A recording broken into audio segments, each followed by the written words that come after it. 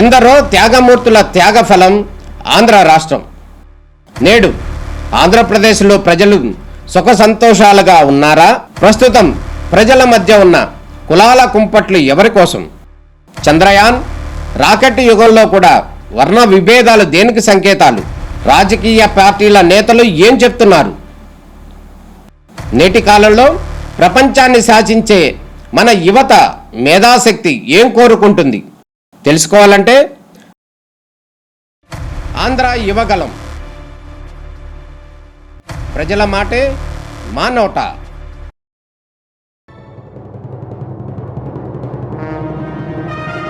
విజయ productions పతాకంపై నాగిరెడ్డి చక్రపాణి మాయాబజార్ చిత్రాన్ని చిరస్మరణీయంగా రూపొందించారు.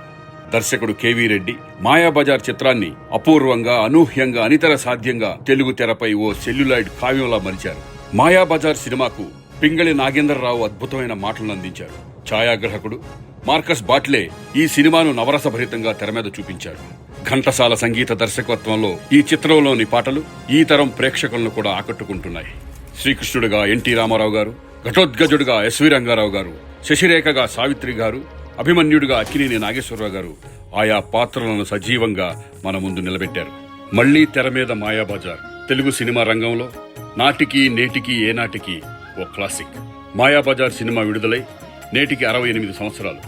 ఎన్టీ రామారావు గారు, అక్కినేని నాగేశ్వరరావు గారు, ఎస్వి రంగారావు గారు, సావిత్రి గారు, ఎంతో మంది గొప్ప నటీనటులు నటించిన గొప్ప పౌరాణిక చిత్రం మాయాబజార్. 27 మార్చి 1957లో ఆంధ్రదేశంలో విడుదలై సంచలన విజయం సాధించిన ఈ మాయాబజార్ చిత్రాన్ని మళ్లీ మన తెలుగు ప్రేక్షకుల కోసం స్వర్గీయ ఎన్టీ రామారావు గారి వీరాభిమానే కాదు, మహాభక్తుడు అయిన బలుసు రామారావు గారు ఈ నెల 28న విడుదల చేయడానికి సన్నాహాలు చేస్తున్నారు.